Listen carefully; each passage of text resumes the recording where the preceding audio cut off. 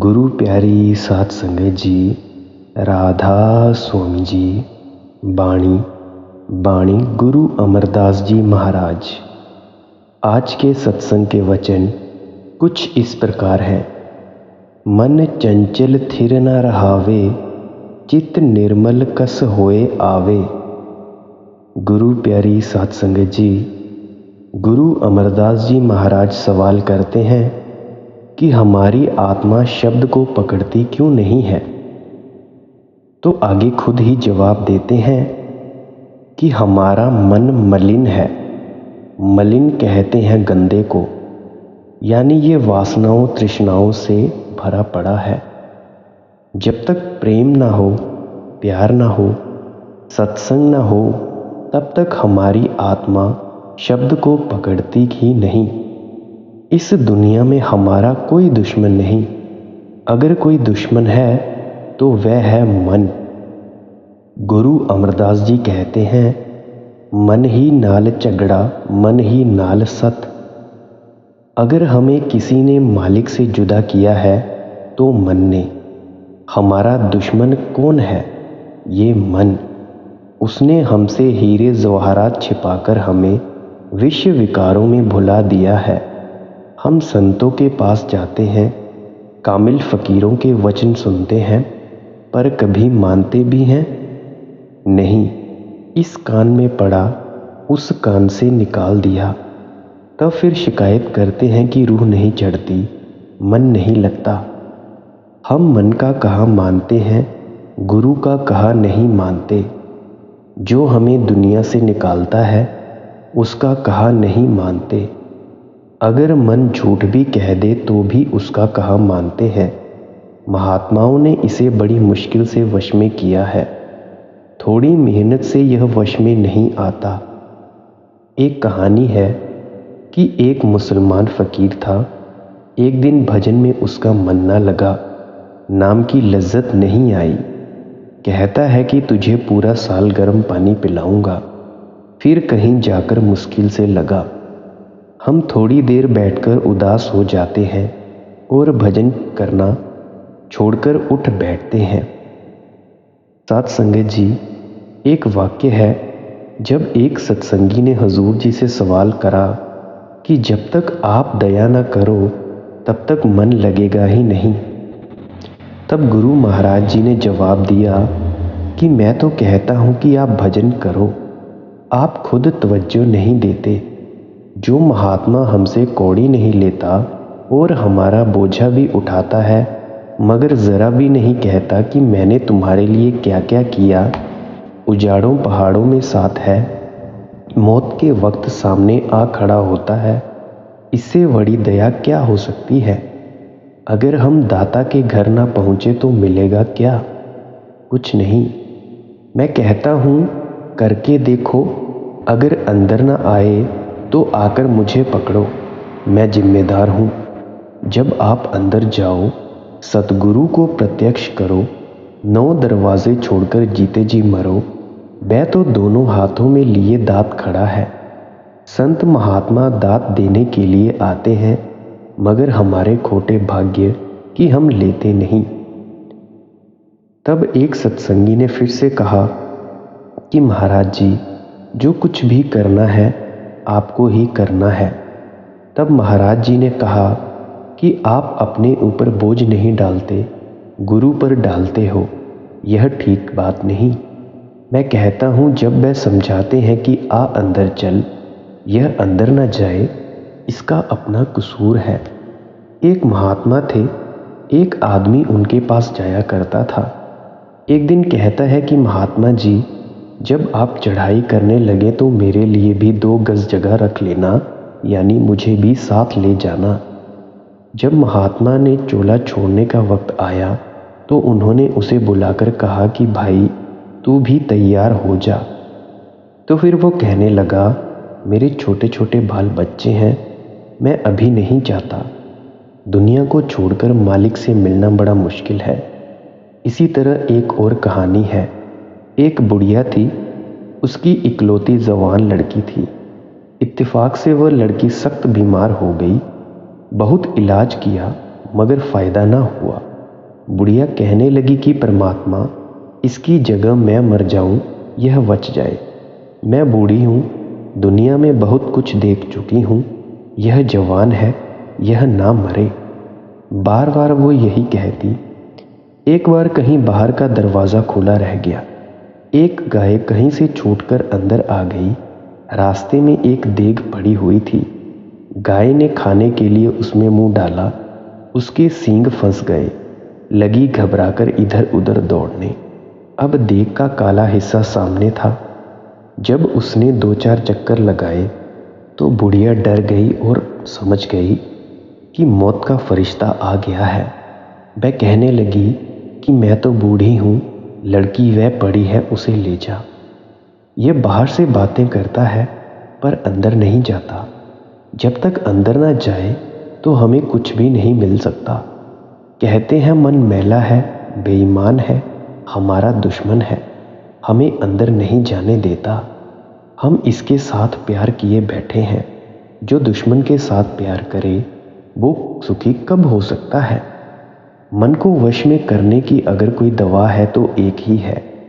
चाहे दुनिया की करोड़ों लज्जतें दे दो, मन काबू में नहीं आता। मन लज्जत का आशिक है, इसके अंदर अमृत बरसता है। गुरु अर्जुन साहिब जी फरमाते हैं, झिमझिम अमृत बरसता। जब अमृत पिएगा काबू में आ जाएगा। इस्लाम धर्म को मानने वाले और अन्य कामिल फ़कीरों ने भी वश में किया है। तो इसी दवा के ज़रिए हम सभी मन का कहा मानते हैं। सारा जहान मन के अधीन है। मन ज़बरदस्ती अपना हुक्म मनवा लेता है। मन बड़े बड़े महात्माओं को गिरा देता है। कुछ ना पूछो, यह बड़े बड़े योगी योगीश्वरों को खा गया। सुरत शब्द कमाई करना, सब जतन दूर अब धरना। अब यहाँ पे महाराज जी कहते हैं कि और सभी उपायों को छोड़कर आत्मा को शब्द के साथ जोड़ दो। मगर लोगों का क्या हाल है कि हाथ माला फेरता है और मन बाहर दौड़ता फिरता है। इसी तुक से कबीर साहिब जी भी कहते हैं, माला तो कर में फिरे, जीभ फिरे मुख माही, मनुआ तो चहुं दिशि फिरे, यह तो सुमिरन नाही। कि हाथ तो माला फेरता है, मन बाहर भटकता फिरता है, यह सिमरन नहीं। जब शिकारी बंदूक से निशाना लगाता है तो पिछला दीदवान या बैक साइड, फोर साइड, बंदूक का निशाना साधने का हिस्सा या अगली मक्खी उगी और निशाना सबको एक सीध में रखकर मारता है। कबीर साहिब जी फिर कहते हैं, तन थिर मन थिर वचन थिर, सुरत निरत थिर होए, कह कबीर इस पलक को कल्प ना पावे कोए। जब आत्मा और मन को अंदर रोककर कमाई करोगे तो पर्दा खुल जाएगा। आत्मा को शब्द के साथ जोड़ दो, यह सब कमाइयों की कमाई है।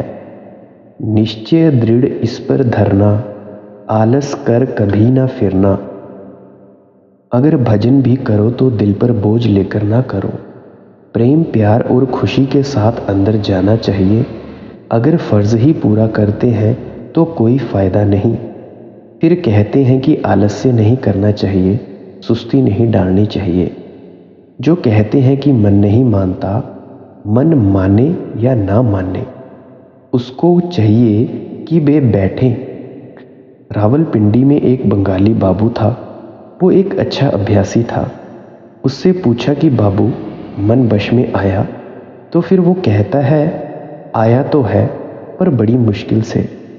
फिर मैंने पूछा कि किस तरह? वो कहता है, मेरा नियम था कि जब मैं नौकरी से शाम को घर आता, भजन में बैठ जाता। मैंने नौकर से कह रखा था कि मेरी रोटी पकाकर रख दिया कर और अपनी रोटी खाकर सो जाया कर। जब तक अंदर नाम की लज्जत न आती, उठता नहीं था। यह भजन है, कोई खीर तो नहीं। मन के साथ लड़ाई करनी पड़ती है। कहता है अब मन मेरे काबू में है। 3-3 बजे तक रोटी नहीं खाता था, जब तक कि नाम की लज्जत नहीं आती थी। हमें गफलत या आलस्य नहीं करना चाहिए, बल्कि कमाई करनी चाहिए। गुरु अर्जुन साहिब जी कहते हैं, आगाहा कु त्राग पिछा फेर न मुहड़ा, नानक सिज इवेहा बार बहुड़ ना हो भी जन बड़ा। अगर मन के साथ लड़ाई करनी है तो आगे कदम बढ़ा, पीछे ना हट, और ऐसी लड़ाई लड़ कि तू फिर जन्म मरण में ही ना आए, बल्कि आत्मा का परमात्मा से मिलाप हो जाए। कहते हैं गफलत नहीं करनी चाहिए, पूरा विश्वास, पूरा यकीन होना चाहिए। अगर सतगुरु पर पूरा एकदात यानी भरोसा हो जाए तो और क्या चाहिए। पाप करने में बेशक आलस्य करो, लेकिन भजन के वक्त आलस्य नहीं करना चाहिए। यह सार सार सब गाया, संतन मत भाग सुनाया।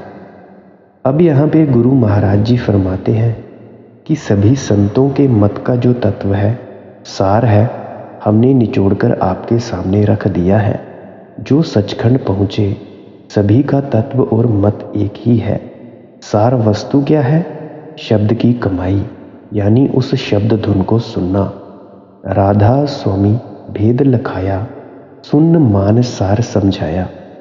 अब यहाँ पे गुरु महाराज जी कहते हैं कि हमने मालिक के देश जाने का भेद आपके सामने बयान कर दिया। यह सबसे ऊंचा है और सबका सार है। शिष्य का धर्म है कि इसे मानकर खूब मेहनत के साथ कमाई करे। अगर मान लोगे तो तुम्हारी मुक्ति हो जाएगी। शब्दारस लेन न पावे, यों जीव सदा दुख पावे। करोड़ों वर्षों तक 84 लाख योनियों का जेल खाना भोग भोग कर मनुष्य का जन्म मिला, फिर भी मन नाम की तरफ नहीं आने देता, यानी भजन की तरफ नहीं जाने देता।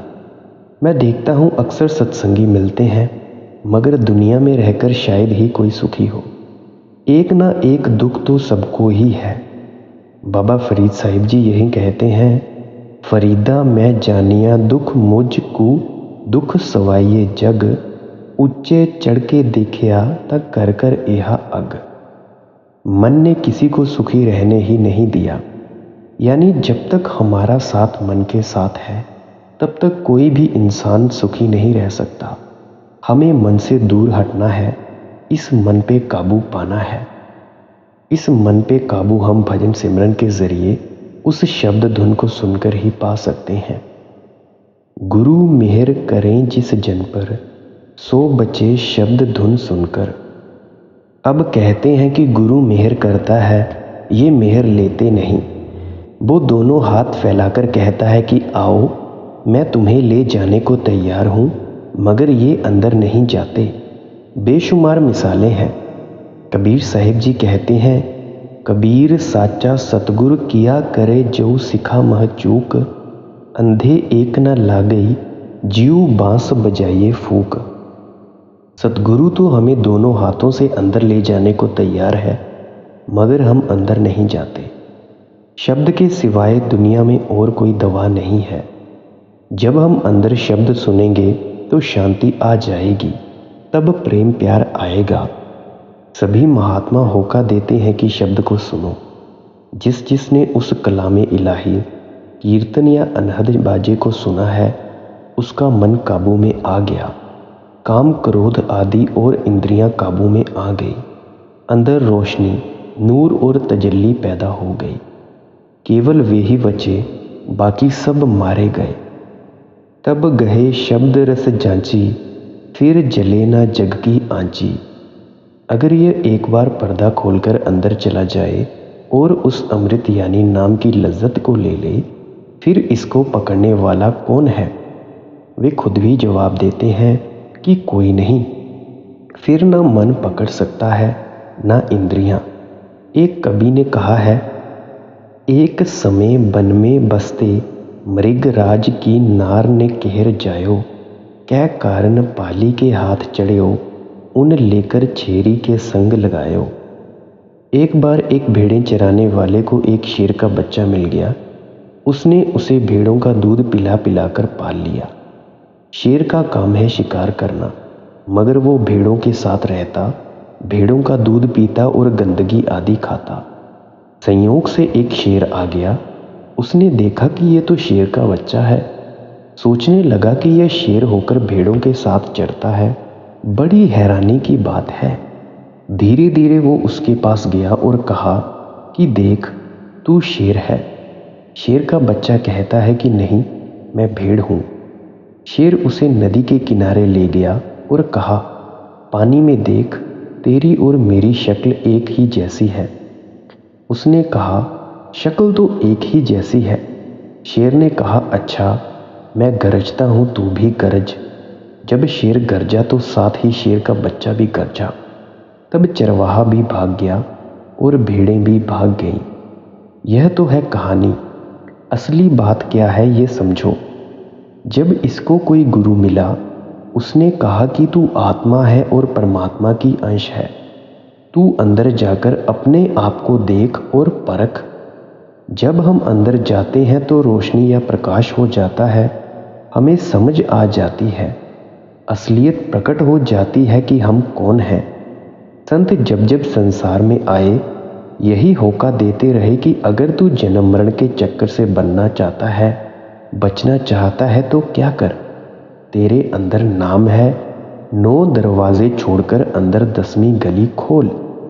जब तू पर्दा खोलकर ऊपर जाकर अमृत पी लेगा, फिर तू मन के वश में नहीं जाएगा, इंद्रियों के वश में नहीं आएगा, कई और भोगों के वश में नहीं आएगा।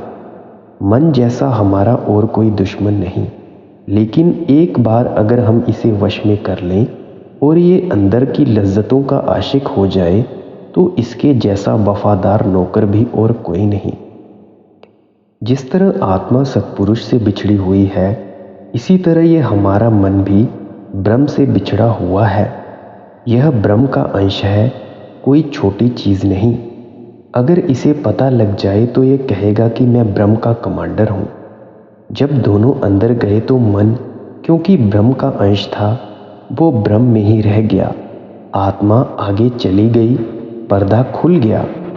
फिर कौन जन्म ले और कौन मरे, तब इस देश में आने की कोई ज़रूरत नहीं।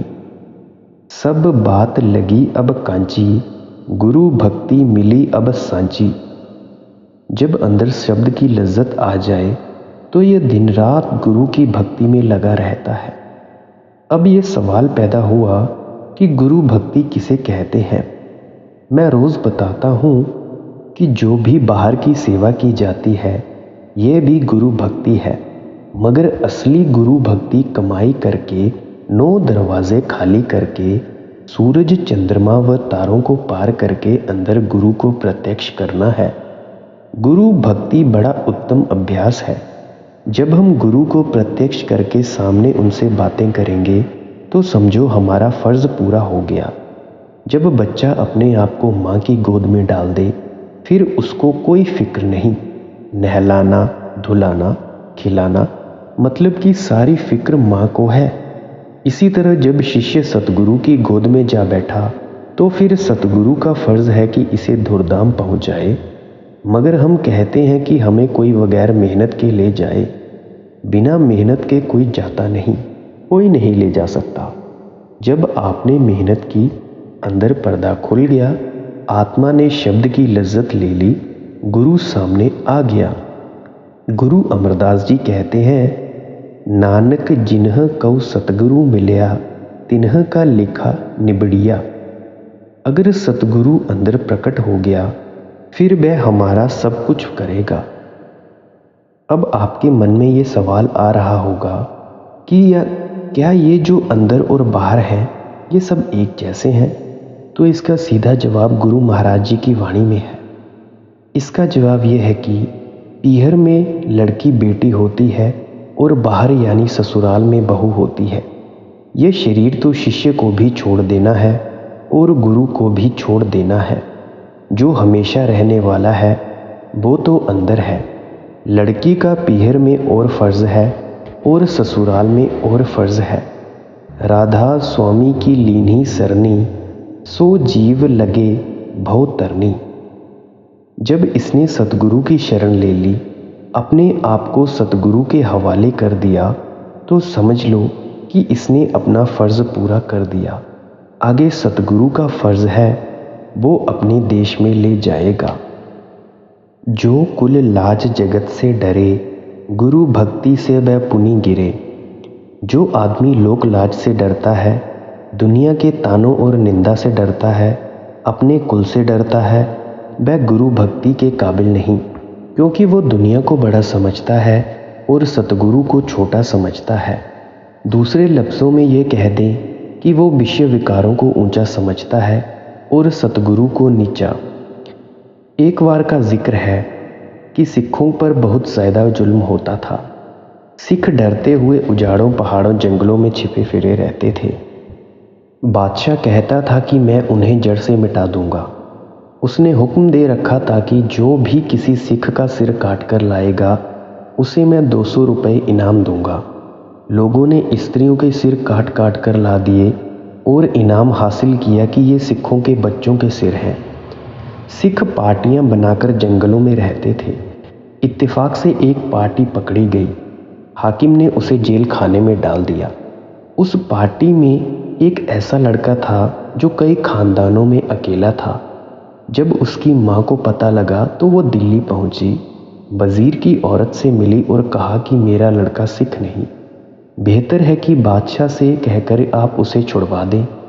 बादशाह ने हुक्म दिया हुआ था कि या तो इस्लाम स्वीकार करो या मौत के घाट उतर जाओ। वजीर की औरत ने वजीर से कहा। वजीर ने बादशाह से कहा कि इस बात तरह है। बादशाह ने कहा कि अगर लड़का कह दे कि मैं सिख नहीं तो मैं छोड़ दूंगा। वजीर ने लड़के की माँ से कह दिया। उस दिन उस सिख पार्टी की दोबारा पेशी थी। जब आए तो बादशाह ने कहा कि तुम मुसलमान हो जाओ, मैं तुम्हें छोड़ दूंगा। उन्होंने जवाब दिया, नहीं, हम सिख हैं। उस लड़के से भी पूछा गया। उसने भी वही उत्तर दिया जो औरों ने दिया था। लड़के की माँ ने कहा कि तू कह दे कि मैं सिख नहीं। लड़के ने कहा, मैं सिख हूँ, मैं सिख हूँ, मैं सिख हूँ।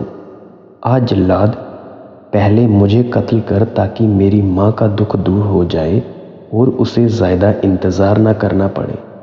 सो जो शिष्य लोक लाज से डरते हैं वे बुज़दिल और कमज़ोर हैं, वे गुरु भक्ति के काबिल ही नहीं।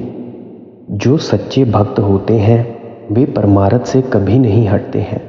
जिस तरह सूरमा हथियार लेकर लड़ाई के मैदान में जाता है, वो जिंदगी की आस नहीं रखता, उसका काम है मरना या मारना। पुराने ज़माने में प्रथा थी कि जब स्त्री सती होने के लिए चिता पर बैठती है तब उसका काम था जल जाना। तब उसे दुनिया की कोई लालच मोड़ नहीं सकता था। इसी तरह शिष्य को चाहिए कि नाम लेकर उसकी कमाई में लग जाए और जीते जी मरे। अगर वो एक बार जीते जी मर जाए तो फिर वो कभी नहीं मरता, जन्म मरण में कभी नहीं आता। बार बार मौत तो उनको आती है जो जीते जी अभ्यास में नहीं मरते। अगर सूरमा मैदान से भागता है तो वो बुज़दिल और कायर कहलाता है। ऐसे नालायक का मांस कौवे भी नहीं खाते। अगर सती आग से डरकर भागती है तो हिंदू उसे घर में नहीं रखते थे। साथ संगत जी जरा गौर करें कि यहाँ गुरु महाराज जी ने केवल उदाहरण के लिए रूप में सती प्रथा का उल्लेख किया है जो उस समय में प्रचलित थी। इससे ये नहीं समझ लेना चाहिए कि वह या संतमत इस प्रथा के समर्थक हैं। इसी तरह जैसे सती आग में डलकर उससे ना डलकर उसे डरती नहीं और आग में जल जाती है, इसी तरह जब शिष्य गुरु की शरण में आता है फिर कमाई दिल लगाकर करे। अगर लड़ना है तो आगे को ही गिरे। गुरु अर्जुन देव जी कहते हैं, अगाह कू त्राग पिछा फेर न मोहड़ा, नानक सिज इवेहा बार बहुड़ न हो भी जन्मड़ा। यानी ऐसी लड़ाई लड़ कि तेरे आगे कोई ना आए। यहाँ पर लड़ाई नफ्स यानी मन से है, काम क्रोध के साथ लड़ाई है। अगर लड़ाई लड़नी है तो इनसे लड़ो, और इस लड़ाई से लड़ने की तलवार हमें गुरु ने दी हुई है, हमारा भजन और सिमरन। और इस लड़ाई से अपने मन को वश में करना है और उस अनहद नाद, उस शब्द को सुनना है और गुरु से और ज़्यादा प्रेम प्यार बढ़ाए रखना है और भजन सिमरन करना है। गुरु प्यारी साध संगत जी, आज का सत्संग यहीं समाप्त होता है। आपने मेरे वचनों को बड़े प्यार से सुना, इसके लिए मैं आपका बहुत बहुत आभारी हूँ। आप सभी के भीतर बैठे परमात्मा को प्रणाम करता हूँ। राधा